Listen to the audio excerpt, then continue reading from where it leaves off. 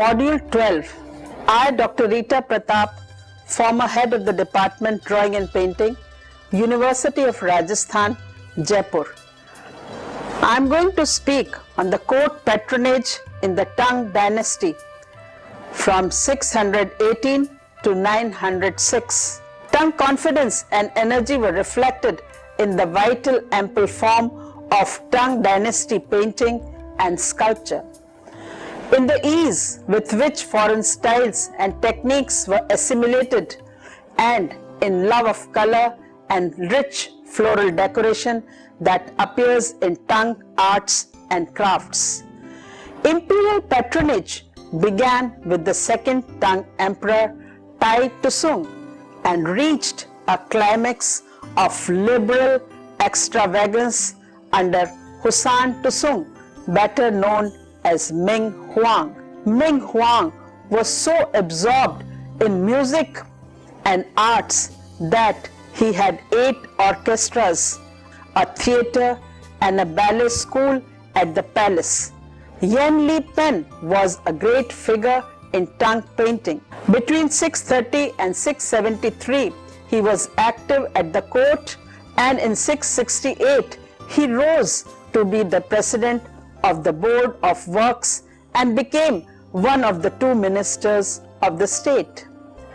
The duties of Yan Li Pen as a painter to the emperor were those of recording important events and depicting the great figures of the past. The virtuous emperors and loyal ministers as an inspiration to the living.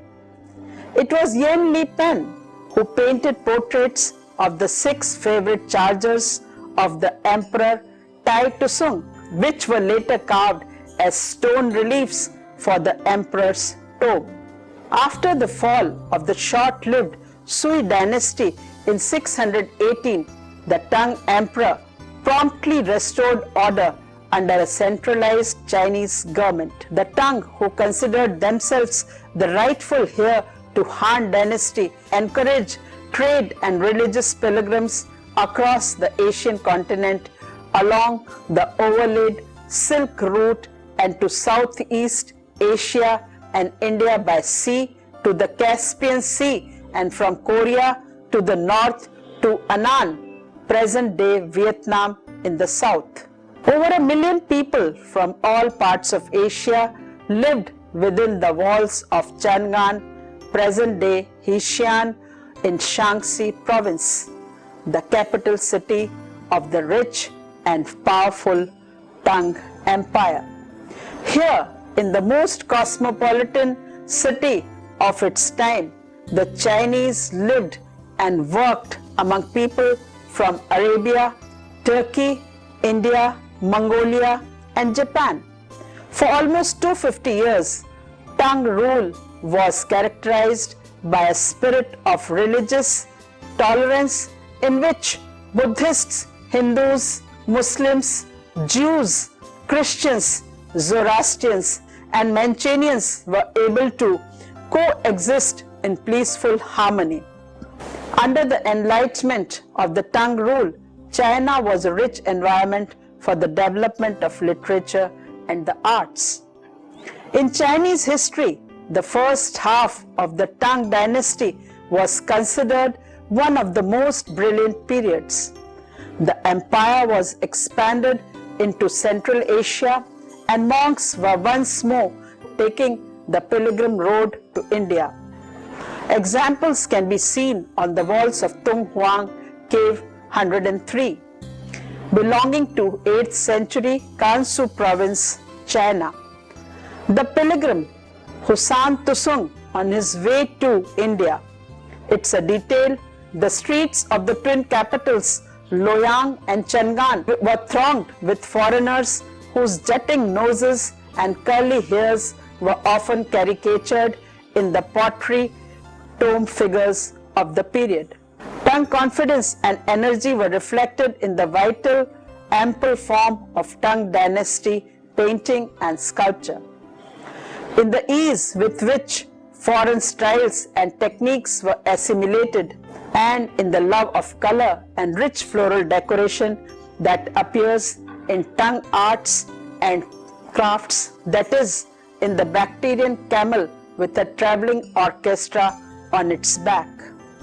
Camels were important and familiar members of the many caravans that traveled the Silk Route during the period of extensive trade. Many ceramic figurines and paintings of camels, which came to symbolize continued prosperity, were found in Tang Dynasty tombs. The other artifact is the stone dish with 3-colored enameled glaze. It belongs to Tang Dynasty in the collection of Museum of Art, Cleveland, Ohio. Among the magnificent ceramic wares of the Tang period were the first true porcelains and the beautiful green glazed stoneware known as celadon. Tang potters had learned to combine kaolin clay with the proper proportions of feldspar and flint and then fire the clay at a suitable high temperature to produce the hard white translucent ceramic called porcelain. Another artifact is the Ewer pottery with mottled cream and green glazes, and at present is in the collection of Royal Ontario Museum, Toronto. A jar. It is also a 3-colored glazed earthenware and at present in the Nelson Etiquette Museum of Art, Kansas City, Missouri.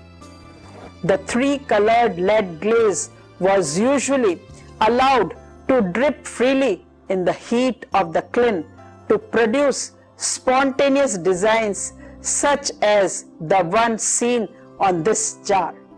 This brightly colored glaze seems to have been used exclusively on funerary wares and tomb figurines.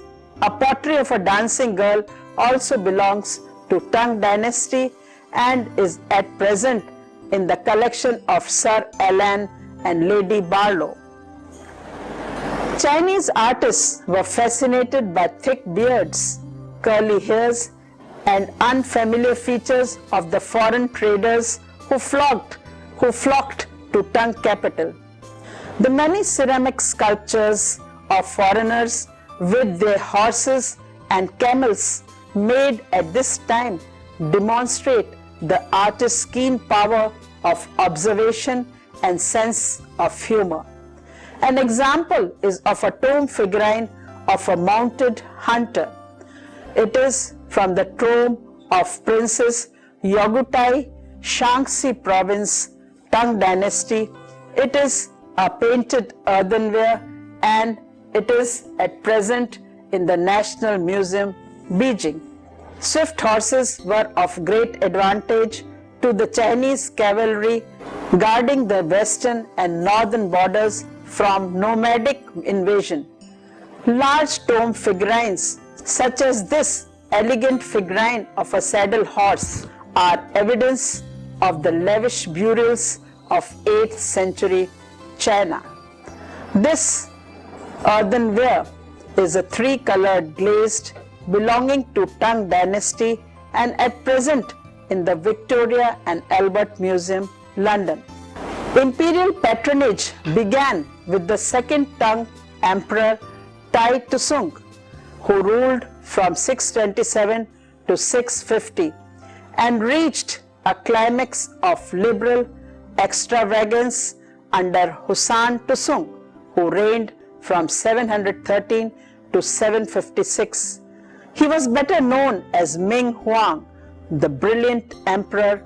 Ming Huang was so absorbed in music and arts that he had 8 orchestra, a theatre, a ballet school at the palace. An Lushan, a treacherous general, seized the capital in 756 and put him to flight. Although An Lushan was crushed and the dynasty restored, but the rebellion brought to an end the glittering patronage of the Tang court. Though the dynasty survived for another 150 years, but it never recaptured the brilliance of its heyday under Ming Huang. Both figure and landscape painting thrived under Tang rule. Yan Li Pen was the leading figure painter of the 7th century. Yan excelled at creating realistic, individualized portraits in both his painting and sculptures. Between 630 and 673, he was active in the court, and in 668 he rose to be president of the Board of Works and in 668 became one of the two ministers of the state. From Tang dynasty onwards, painting, calligraphy and scholarship were more and more closely connected. Many prominent painters were also scholars, and because they were scholars, their Confucian sense of duty obliged them to take public office.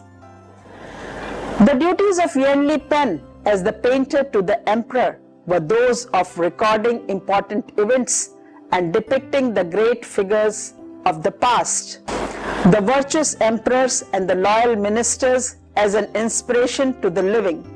His only finest surviving work is a hand scroll depicting 13 emperors from the Han to the Sui dynasty, now in the Museum Collection of Fine Arts, Boston. The work displays exquisite brushwork, strong composition, and masterful use of colors that justifies the exalted rank Yan Li Pen holds among Chinese painters. The first half of the scroll is a later restoration. The section illustrated shows the Emperor Husan of the Southern Chen dynasty, one of the 6 dynasties, being carried on a litter attended by palace officials. Here, the emperor is drawn larger than his attendants to emphasize the importance. A charming archaism, shading is used in a purely arbitrary way to model the emperor's robe, but elsewhere solid form is suggested entirely by the subtle modulations of the brush line, whose gentle sweeping rhythm also convey a sense of forward movements. The painting thus is a perfect expression of the Chinese ideal of imperial dignity. Regard this century as the golden age of figure painting, and Wu Tao Tuzu is renowned for his calligraphic brushwork, that is the use of lines of various thickness to express the power of brush. Wu Tao Tuzu served as a painter in the court of Emperor Ming Huang, under whose patronage the arts flourished. The famous poet and painter Wang Wei was also further to the monochrome ink landscape style and was master of both figure and landscape painting. Among the technical innovations attributed to Wang Wei are the uses of washes or splashed ink to create a sense of modeling and depth, and the use of texture strokes to shade and model contour line. An anonymous landscape painting called Ming Huang's Journey to Shu, detail of a Tang dynasty hanging scroll, ink and colors on silk, and at present in the National Palace Museum, Taipei. It is traditionally attributed to Li Chao Tao. The painting depicts the flight of the emperor and his retinue through the dangerous terrains route to Shu, that is present-day Sichuan, after being driven from the capital in 756. The small figures travel through an imaginary world dominated by fantastic mountain forms. For the sake of clarity, each group of figures in this shadowless world is neatly separated into its own space cell, reflecting the Taoist idea that the immortals dwell in the mountains. Stylized mist and clouds are used to represent the breadth of the mountains, that recede into distance.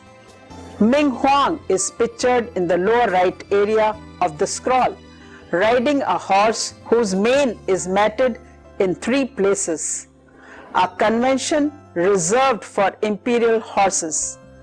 Ming Huang's stable is said to have included over 40,000 horses, painted with heavy yet refined washes of mineral pigments in cobalt blue and copper green with touches of gold.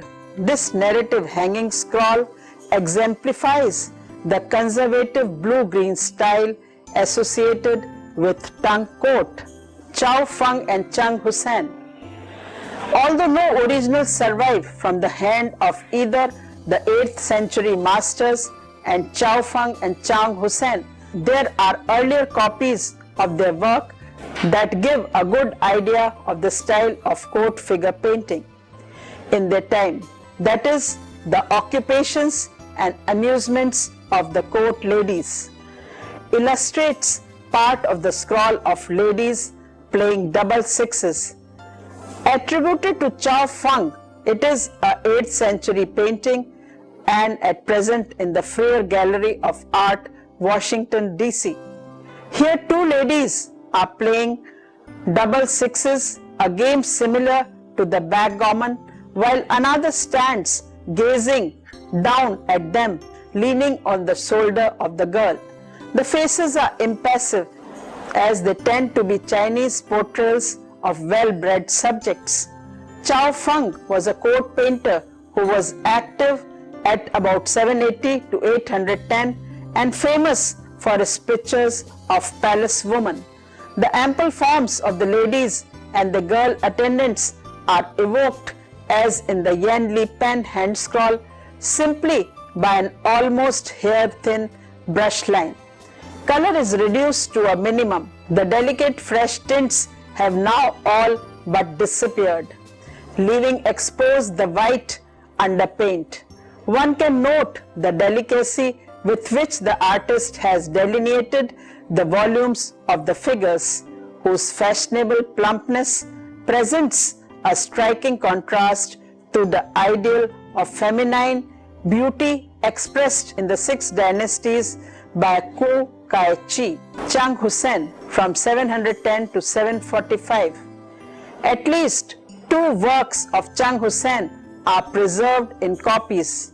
The best known hand scroll, titled Ladies Preparing Newly Woven Silk, copied in the early 12th century by Emperor Hui Tusung, Northern Sung dynasty, who reigned from 1101 to 1025, who himself was an accomplished painter.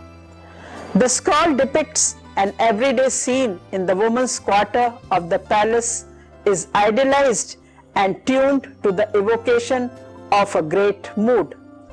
2 women stretch a bolt of silk between them. Another irons using a metal pan filled with burning coals. A girl holds the opposite edge of the cloth. A younger one, too small to be of any help, runs underneath. Here, nice interplay of motion and rest, balanced and unbalanced masses, was quite beyond the reach of 6 dynasties artists, who depended upon impetuous rushes to line to animate his designs. As usual in Chinese figure compositions, there are no ground or background. These, unless essential to the theme, can be taken for granted. The figures are thus united not by this setting as they would be in a Western interior scene, but by their absorption in their task and in each other. Painter of horses. Since the Han dynasty, the cavalry had been vitally important branch of the imperial army, and the possession of horses had become a symbol of wealth and prestige. As such, court painters were called upon to paint the horses of the imperial stables. It was Yan Li Pen who painted portraits of the 6 favorite chargers of the Emperor Tai Tusung, which were later carved on stone reliefs to flank the approach to the emperor's tomb.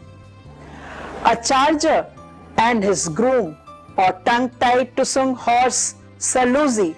It is a stone relief from the tomb of Emperor Tai Tusung belonging to Tang dynasty and at present in the Pa University Museum, University of Pennsylvania, Philadelphia.